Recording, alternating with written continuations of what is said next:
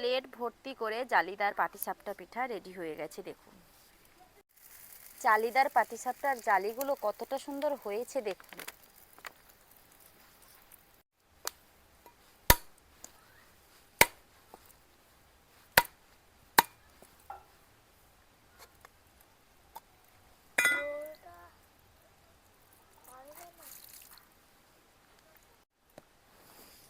নমস্কার বন্ধুরা, আমি দেবজানি। আপনাদের চ্যানেল দেবজানি রান্নাঘর উইথ ভিলেজ ফুডে আপনাদের সবাইকেই স্বাগত জানাই। এখন প্রচুর পরিমাণে ঠান্ডা পড়ে গেছে, মানে এত ঠান্ডা কাঁপুনি দিচ্ছে। এই ঠান্ডার মধ্যে কি খেতে হবে বলুন তো? ঠান্ডা কাল মানেই স্পেশাল একটা ব্যাপার রয়েছে, সেটা হলো পিঠে। বিভিন্ন রকমের পিঠে খাওয়া হয়। তো আজকে সেই জন্য আমি একটা নারকেল কিন্তু ভেঙে নিয়েছি, পিঠে বানাবো। আজকে পাটিসাপটা পিঠে বানাবো। শুধু পাটিসাপটা নয়, জালিদার পাটিসাপটা পিঠে বানাবো। এমনি পাটিসাপটা পিঠা কিন্তু আমরা অনেকেই খেয়েছি, অনেক রকমভাবে খেয়েছি। আর পাটিসাপটা পিঠার মধ্যে যে পুর দেওয়া হয়, সে পুরও বিভিন্ন রকমভাবে আপনারা খেয়েছেন। আজকে জালিদার পাটিসাপটা বানাবো। সেই জালিদার পাটিসাপটা পিঠা রেসিপি দেখার জন্য একদম প্রথম থেকে শেষ পর্যন্ত পুরো ভিডিওটা দেখতে থাকুন। চলুন শুরু করা যাক। তবে পাটিসাপটা বানানোর জন্য পাটিসাপটার মধ্যে যে পুরটা দেওয়া হবে সেটা হলো নারকেলের পুর। তার জন্য প্রথমে আমি নারকেলটা ভেঙে নিয়েছি।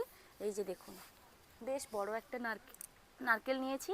আর নারকেলটা আমি একটু নরম নারকেলই নিয়েছি। নরম নারকেল দিয়ে পাটিসাপটা পিঠাটা একটু ভালোই হয়।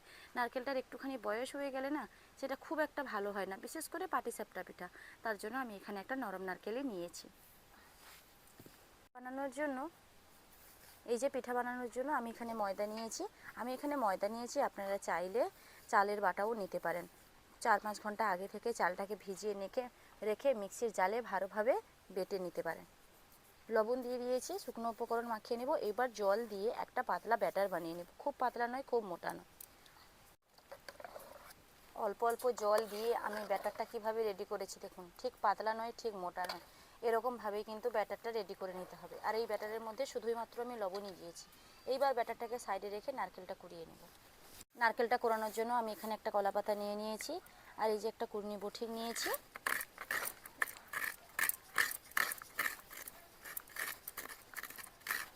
নারকেলটা বেশ নরম, দেখুন একা একাই উঠে যাচ্ছে।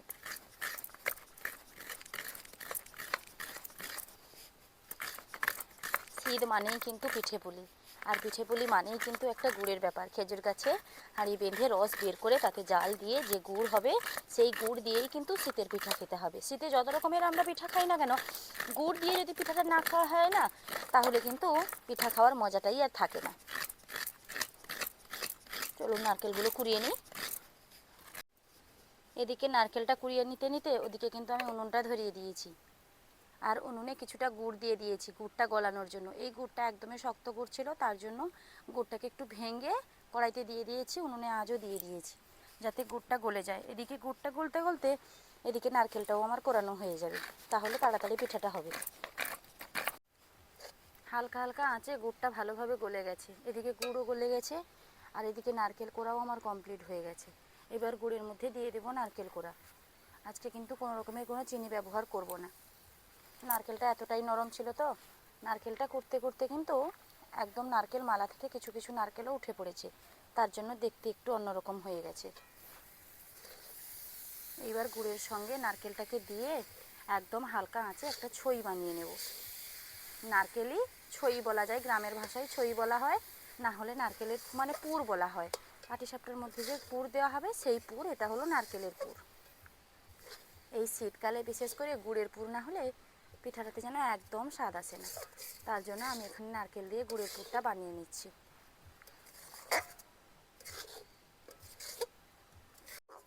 হালকা আঁচে এদিকে আমার নারকেল আর গুড় দিয়ে পুরটা রেডি হয়ে গেছে।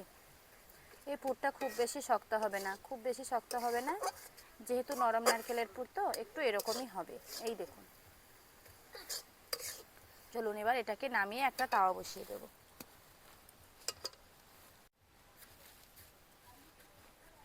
তাওয়াটা গরম হওয়ার জন্য সময় দেব, ততক্ষণে এদিকে আরেকটা কারবার করে নেব। এখানে আমি একটা জলের বোতল নিয়েছি।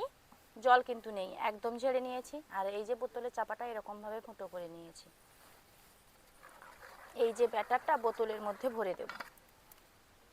তবে একটা চোং থাকলে খুব সুবিধা হতো, চোংটা আমার যেহেতু নেই, এই রকম একটু সাবধানে ভরে নিতে হবে আর কি, তাই ভরে নিচ্ছি।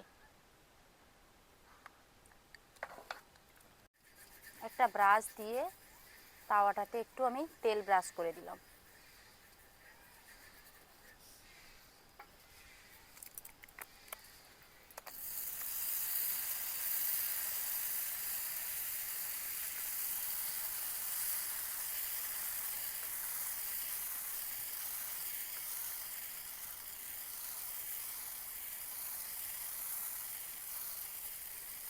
জালি পিঠাটা ঠিক এরকমই হয়, জালিদার পাটিসাপটা।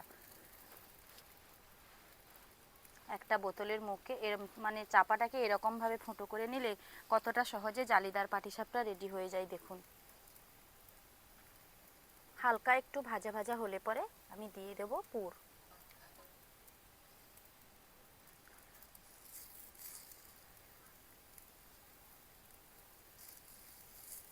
আর এই পাটিসাপটা পিঠাটা বানানোর জন্য উনুনের আঁচটা একদমই লো আঁচে রাখতে হবে, হাই আঁচ দিলে পরে এটা কিন্তু পুড়ে যাবে।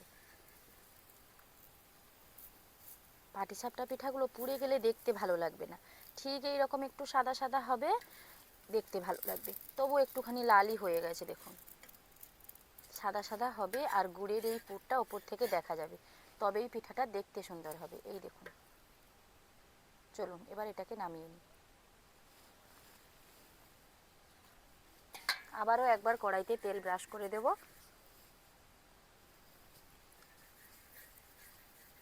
আবারও একটা জালিদার পাটিসাপটা করে নেব।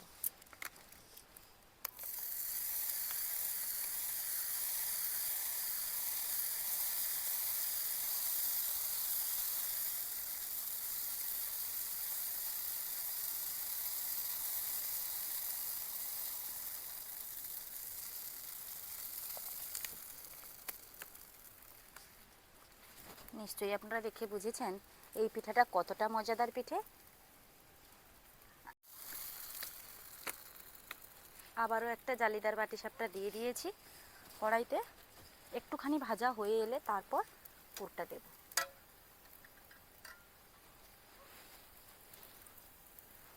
এইবার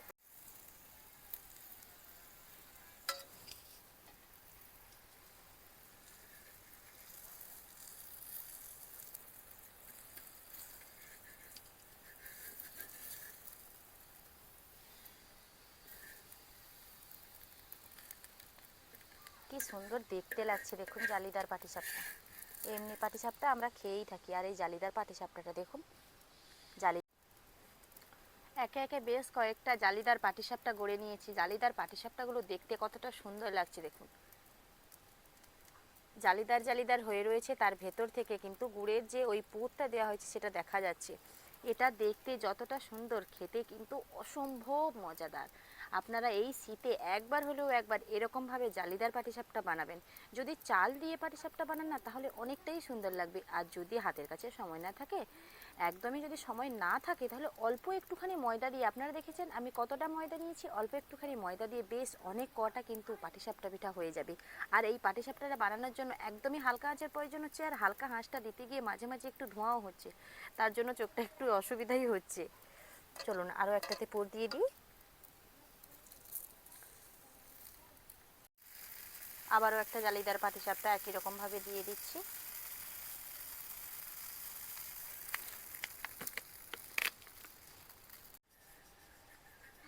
সবগুলো পিঠা আমার হয়ে গেছে, লাস্ট যেটা বাকি আছে সেটা দিয়ে দেব।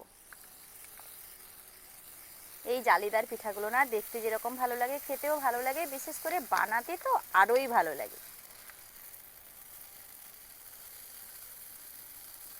বানাতে এত সুন্দর লাগে না, সারাদিন বসে বসে যদি বলা হয় এরকম জালিদার পিঠা বানানো, তাহলে একটা আনন্দের ব্যাপার হয়ে যায়।